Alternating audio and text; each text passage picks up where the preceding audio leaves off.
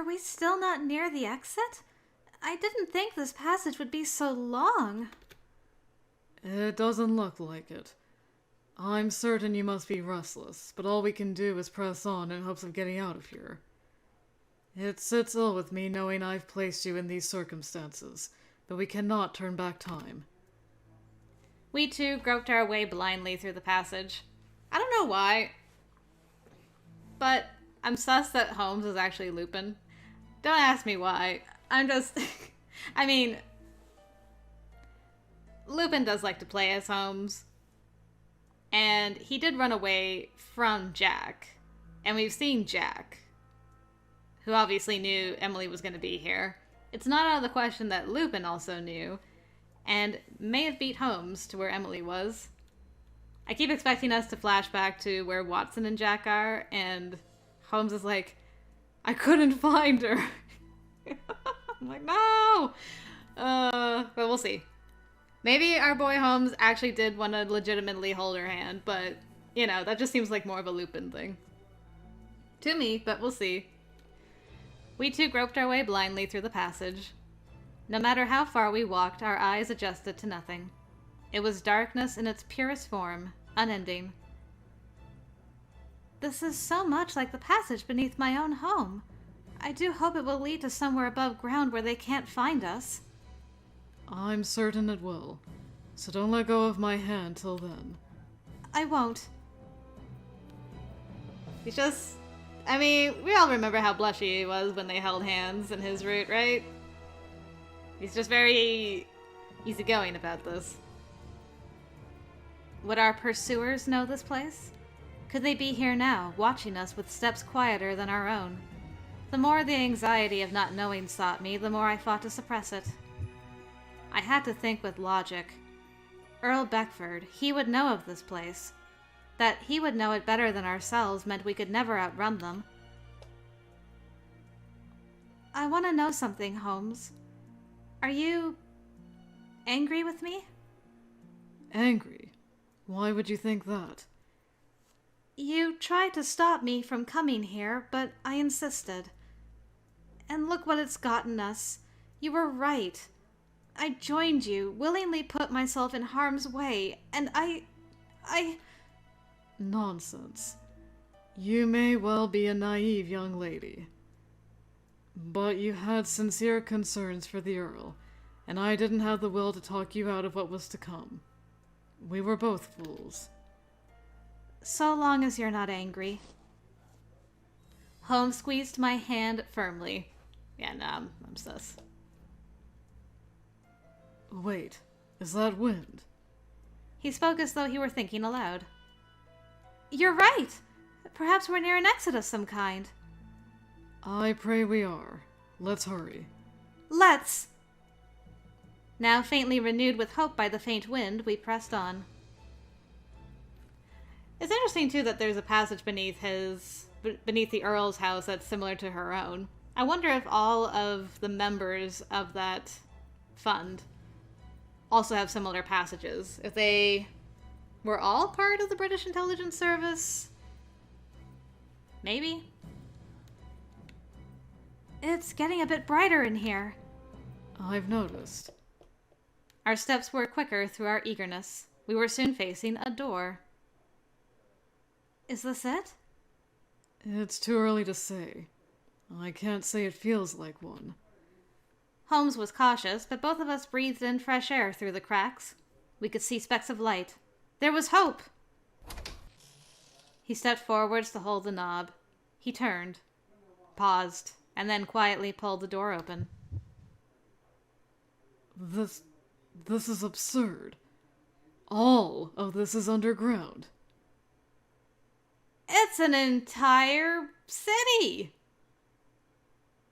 With smoke! That can't be good. Wow, okay. We were rendered speechless by what was on the other side. It was a giant factory. One that was alive and well, with rows of people working with iron and boiling temperatures, periodically wiping sweat from their brows and airing out dampened clothing. Okay, not an entire city. This looked like, several flats next to each other, but apparently it's a giant factory, which makes more sense. I could not believe it. I still did not. How? How did something like this exist beneath London? It was a city of people. Did none of them know? This is a factory? And beneath us this entire time. Our awe was interrupted. I don't know. Is it new guy in the top hat? An astounding achievement, isn't it? But a trespass simply will not do. No, it's Moriarty. And random butler guy behind him who never talks. We turned. Before us now was a man in a wheelchair. Man, a guy in a wheelchair beat us here. That's sad. This man's eyes were ice as he observed us. Alone, he racked nerves. With the men dressed in black robes behind him, he petrified the body. We've no desire to be here any more than you want us. Now, if I'm to postulate the reason you trounced through that door without an invitation, it would be you are guests of Earl Beckford's. Tell me, is he still alive? The grin he gave made my blood run cold. You... Frightful man. Oh, that's funny. You know, Holmes Jr., I always thought you would first be here by our will, not of yours. Who are you? Heh. I suppose it wouldn't hurt to tell the son of a man I know so well. I would be the one your father killed. Do you know me now? You couldn't be Professor Moriarty. Very good. Are you the one behind this? Holmes took a step in front of me. I am. Deep within your heart, you long not to protect from crimes, but for there to always be crimes to solve. And look what you've done! You are here! You sensed evil and dipped your feet into these dark waters, oblivious to your hope that it would be black oil. And you wanted me, so you waited for me to take a swim. What are you doing here? Me? You are the trespassers. This is my land. My workhouse. An underground society that allows the destitute and ill to live out their numbered days through factory work. If they cannot survive above, they survive below. The consumer goods which come from here play an important role in our fair society, if you must know. Earl Beckford was a rather important client of ours as well. A man of his status with the trust of Her Majesty's ring was very useful for concealing our work, however unseemly it may often be in the eyes of the law. No! You've been using the Earl? You truly are ignorant, aren't you? That man plotted your murder, Miss Whiteley. He played the victim, but it was he who requested that we murder his fellow members of the Foundation. You're lying. You must be lying.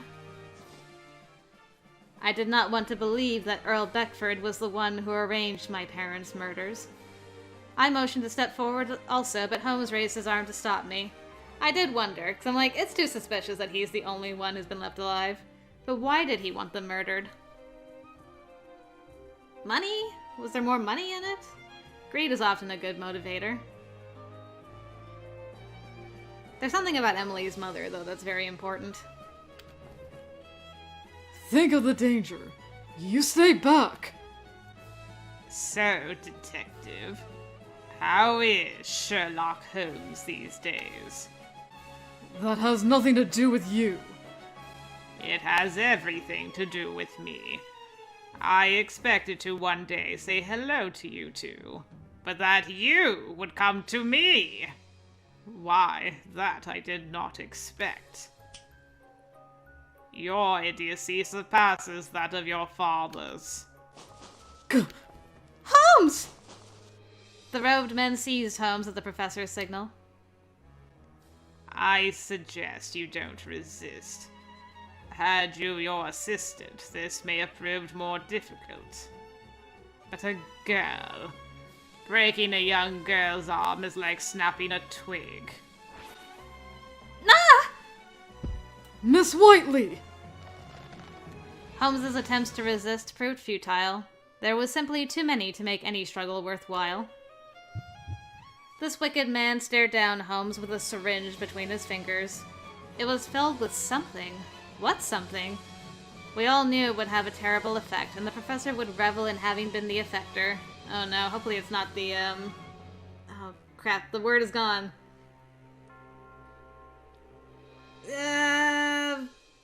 I got spice on the brain. It's not spice. Ah, never mind. The thing. The drug thing.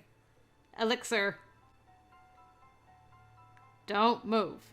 Stay still and she can leave here alive. Go. Get off me! Stay still.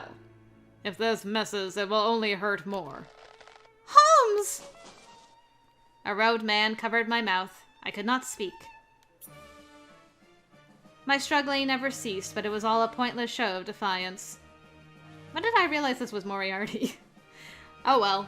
I'm not very observant. Professor Moriarty lifted Holmes's arm and injected the boy with the contents of the syringe.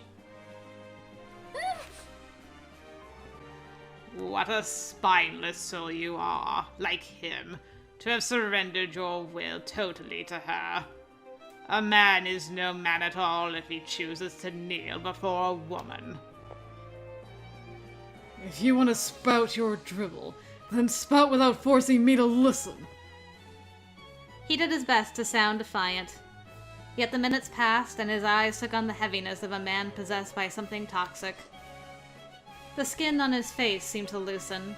His jaw held open as though it were too much work to even keep his mouth shut. And to his limp shoulders and heaving chest, his head rolled around, unable to be held up straight on its own. To see him in such a state brought me horror. But this sort of underhanded trickery is what I live for. I'm pleased to see the drug has started to take effect. You bastard. Is this elixir? Heh. Perceptive. Was this not something learnt from your father? I am aware that he abuses elixir to cope with boredom between cases. I have not, regrettably, the intellectual capacity, nor have I lived long enough to be bored of this world. You needn't put on a brave face for my sake.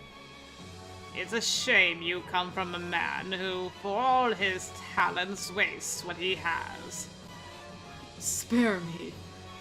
My father still enjoys his work. You're the one who should put his time to better use. So you say, but you're the one who is so fascinated, drawn to crime. Why else would you be here? And there is so much more that I want to show you. Come. Professor Moriarty set off farther inside the realm in which we stood. Holmes was forced to follow. He could not resist with the elixir having left him weakened. Holmes, you can't go! Let me call out to him. Let me, I wanted to cry.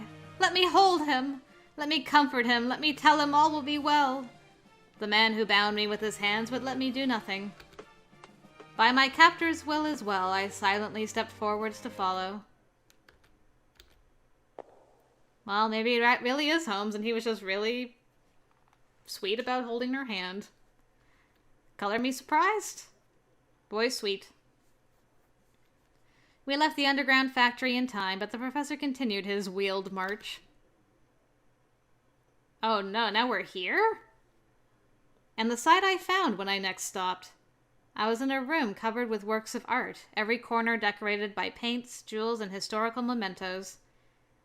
There were men who looked after these pieces. They stood tall and broad-shouldered before these relics. What was this place? It was like stepping into a massive museum. If I didn't know otherwise, in fact, I would think it the British Museum. How could so much be collected and hidden from the public eye? Was this a collection of stolen goods, perhaps? So is there, then, a museum underneath the museum? And they're replacing genuine artifacts with fake forgeries? And smuggling them down piece by piece? Because that's really smart if that's what they're doing. But why, other than, like, money? Are you telling us this all belongs to you? Oh, hey! A new CG. My poor boy looks so sick. All of it. A collection of England's greatest treasures, which have taken me years to gather. This is my dream. You will see, if you take pleasure in viewing, the same symbol on your ring all along these shelves, those boxes, everywhere you look. Why is the Royal Arms here? Does it surprise you? This is an annex below the British Museum. If this is your idea of a joke, it's a very poor one. The Rosetta Stone. Sculptures from the Parthenon. This is a museum of false works. The real ones are on display where they rightly belong. Heh. Are your eyes addled, boy? Ah, but they would be. The elixir has made quick work of you. This is where we look after England's greatest treasures. These are the real ones, the genuine articles. Really now? Then you mean to say all the British Museum displays are forgeries? Correct. In the near future, a lengthy war spanning the globe will take place. Priceless cultural assets destroyed, entire cities leveled. I'm sorry. Pause. Is he talking about World War I? And if so, how does he know that's going to happen? We must protect our fortunes, for they cannot be restored once lost. And so we have them here. Let them pillage what is public. Let them raise our face. Our spirits will stay unblemished forever, so long as the originals are here. You're mad. Your plan will never work. If this secret collection were ever to come out, you'd invite the anger of Her Majesty, of all of England. Oh, but you are not fully comprehending what I say. Those close to Her Majesty are in support of my efforts. You cannot fuss, for there is no fuss to be had. All we've done is show the masses copies for their appreciation. That they are copies does not stop them from appreciating their beauty. The police do the same thing when protecting our treasures from those gentlemen thieves. Why is this so different? We keep all you see here from falling into foreign hands, whilst ensuring their condition is as pristine as the day they were crafted. It is preservation. But perhaps you are too young to understand. The professor expounded just words of this cultural preservation, just and pretty and virtuous, and also so very fabricated, for his eyes could not hide the private lust he held for these artifacts. I glared sharply, but Professor Moriarty simply smiled. However you choose to dress it up, you are deceiving Great Britain's people.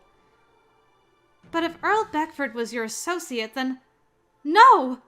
The Foundation's money was going straight into your pocket? Oh, yes. He requested your parents be done away with before they could expose his corrupt ways, and wanted the same for the other founding members. Interesting. The Earl will be remembered as a worthy customer. Perhaps a man of worthy character to some, as he was quite sincere before he arranged the murders of the Whiteleys. But did he ever embrace his dark side once the deed was done?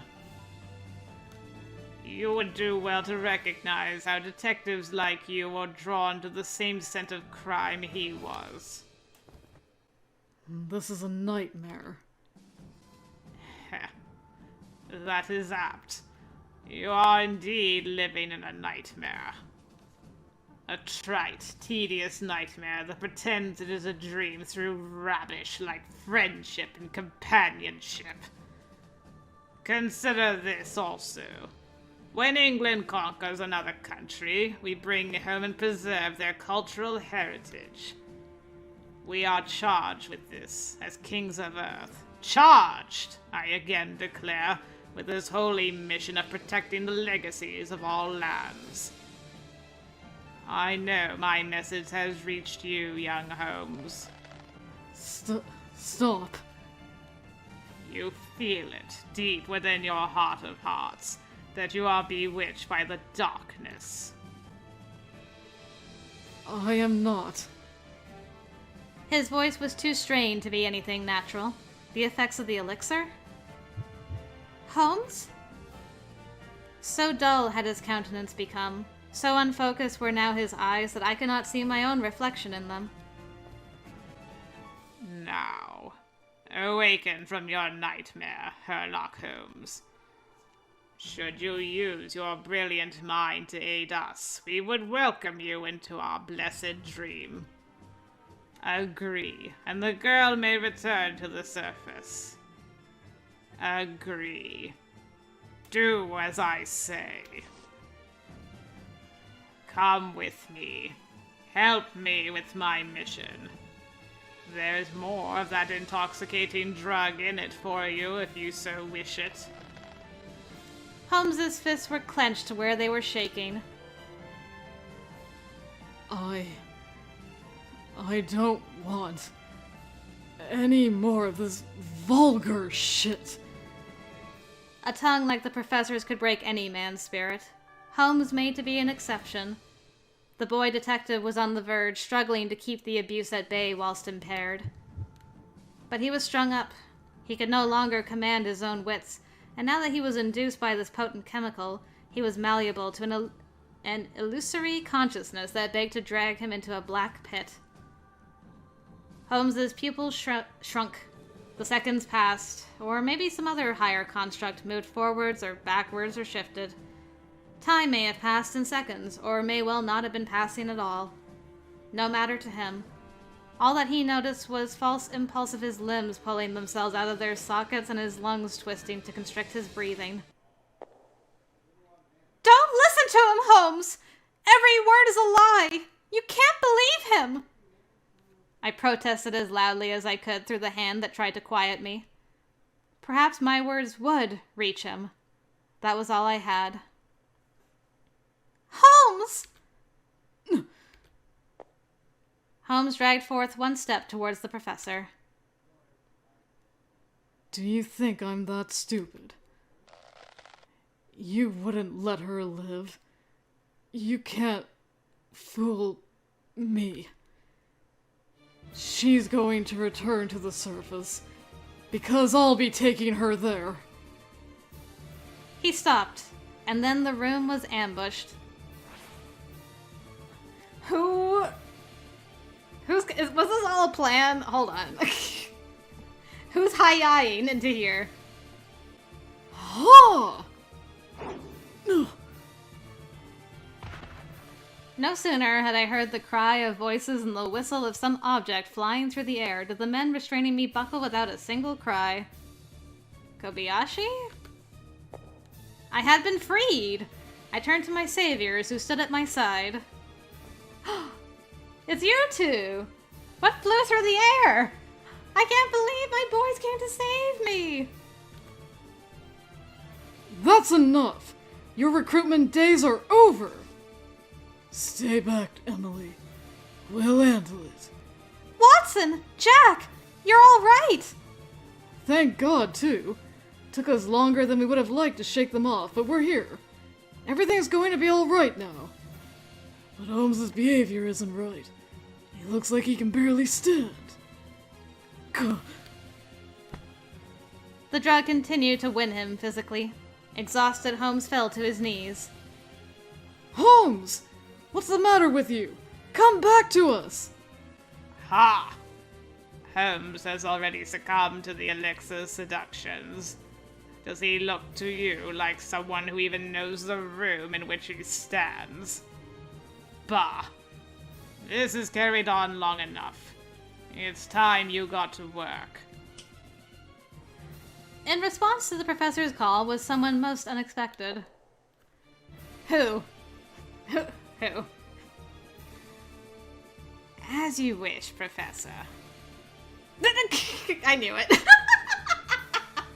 I knew Lupin was gonna come in here at some point. There he is. Lupin! What are you doing here? He revealed himself from behind their enemy. Well, I do love beautiful things. What must I do if the owner of this fine museum calls for me? I cannot refuse their whispers. So, what would you have me do? An obstacle has emerged to blockade my attempts to win Holmes. Lend me your strength, and there may be a reward in it for you. Look at these works of art and tell me which call your name. Do you understand? I understand painfully well. Huh! I thought you a thief, Lupin, but never someone who'd suit to working with these lowlifes. Parbleu! Don't misunderstand me. All they do is furnish me with the information I need. Don't do this, Lupin.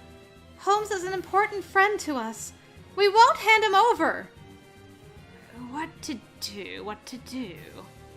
To choose a reward from treasures of this value is an attractive proposition, to be sure. Lupin! The thief's smile was mischievous and adoring, as it always was on one so handsome. That's my girl, Emily. Always time to admire them cute boys. But Hey! That's my good boy. His move was like a magic trick. With speed I could not catch, Lupin produced several playing cards and pointed them at Professor Moriarty. to grant her earnest wish appeals to me so much more.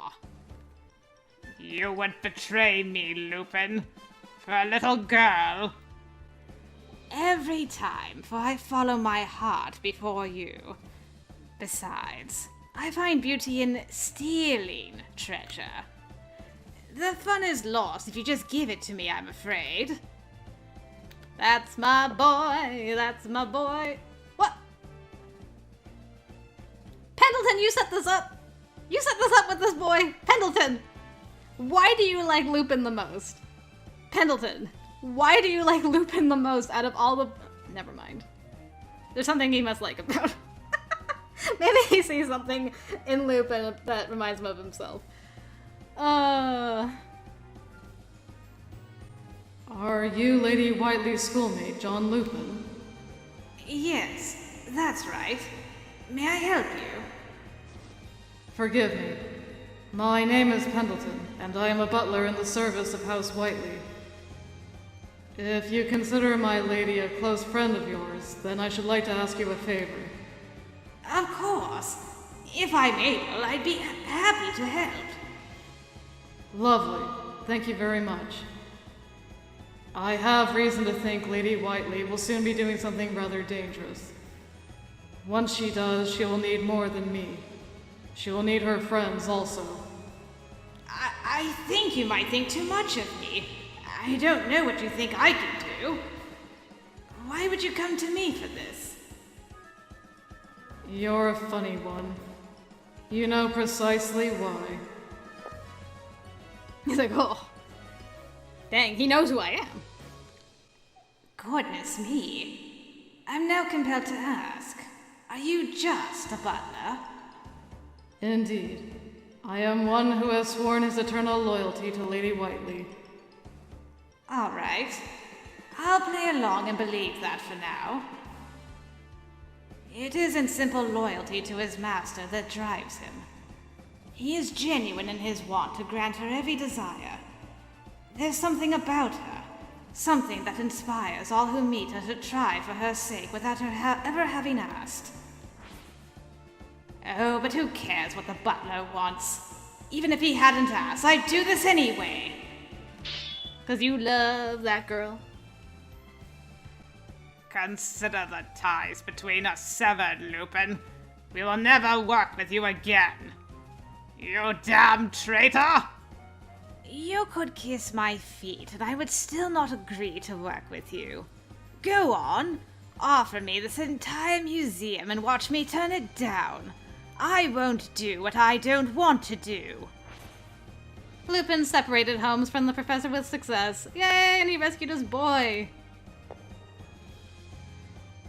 So here we are, my princess.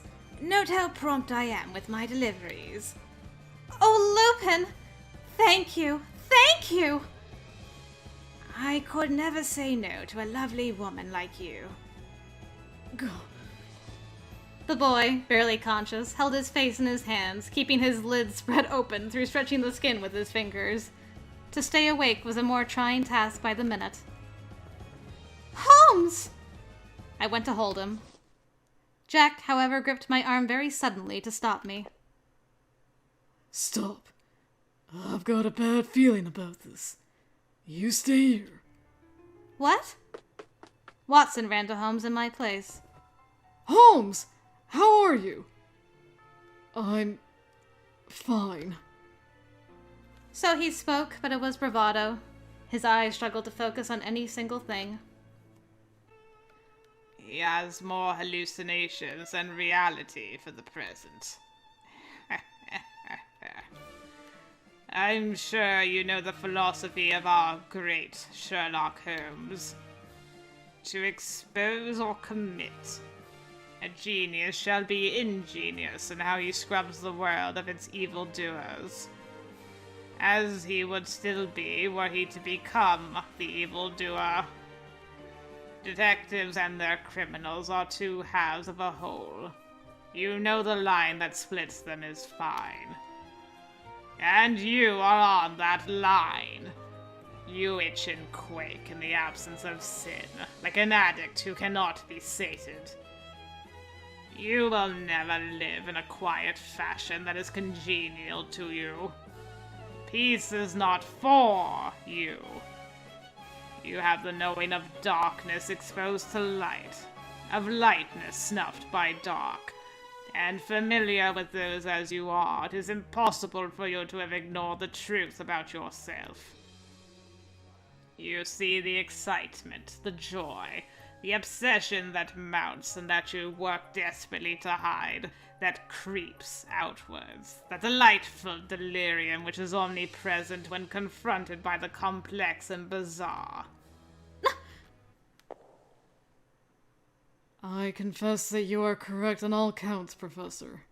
Holmes! I understand that side of myself exists. But the tower you seek to build is a fragile one. It is thin and with soft dirt at its foundation, and it will crumble before it rises to the sky. Heh. How can you say that with confidence? I rule all of London's underbelly. And you are delighted to be here. Your friends shall return, but you are not like them. Don't make me laugh. This will always be trapped underground. You'll never make history on the surface. The cities we build, the things we create, will always rise higher.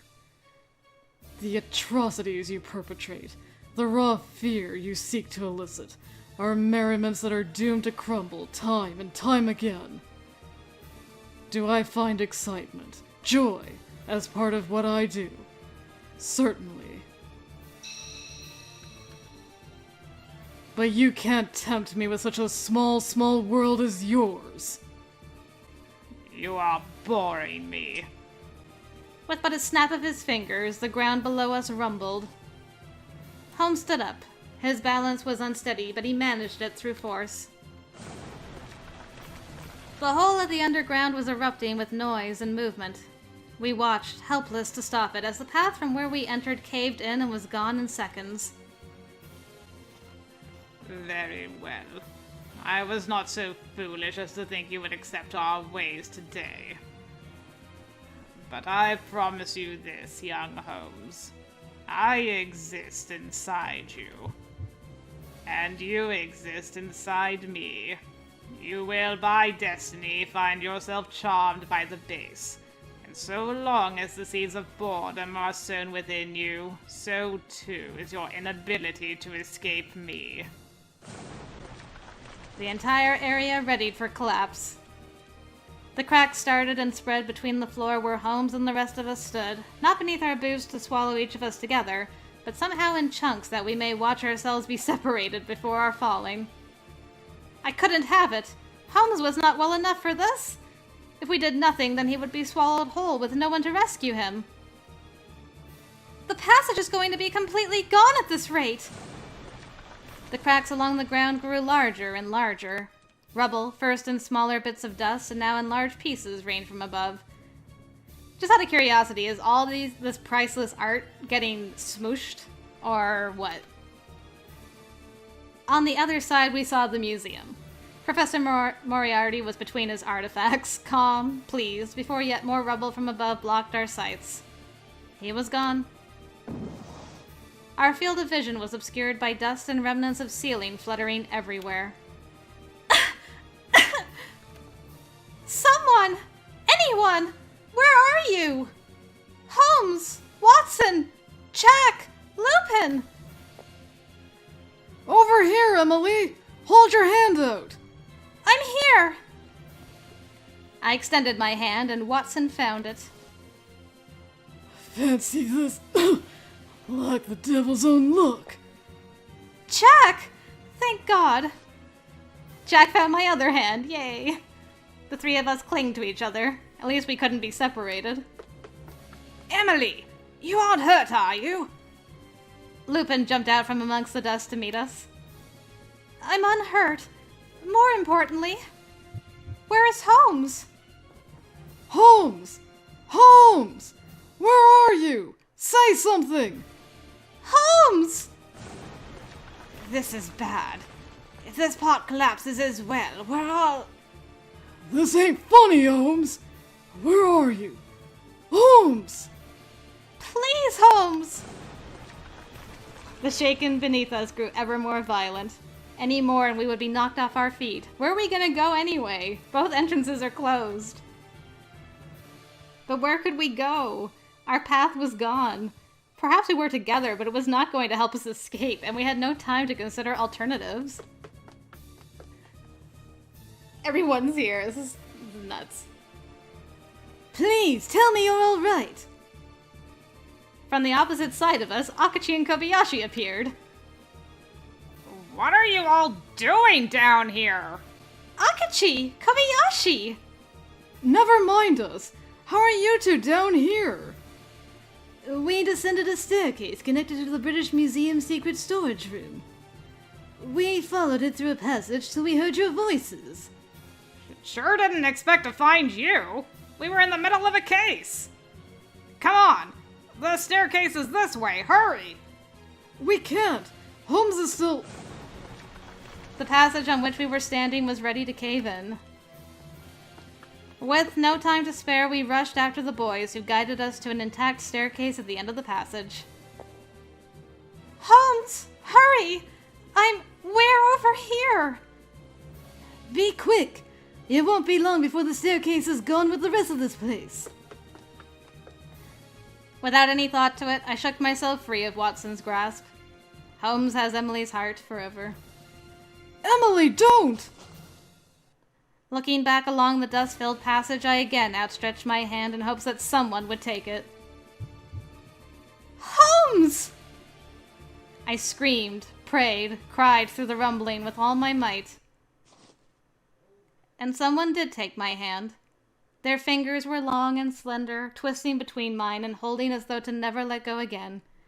I knew precisely to whom this hand belonged. Holmes! I know I'm late. I'm fine. God! You don't know how happy I am to see you! You stupid ass! You had us worried sick. We've no time for rejoicing. Focus on running! We each moved to support Holmes however we could. And now, blinking unnaturally between clouds of dust, coughing remnants of an unclean age, shifting on unstable ground, we moved. The images of that underground museum and the factory flickered in my mind. If this one passage left to us caved in, we would never be able to investigate these places again. Behind me, I could hear the staircase crumbling, but I did not look back. Without stopping, with no regard for breath, we ran.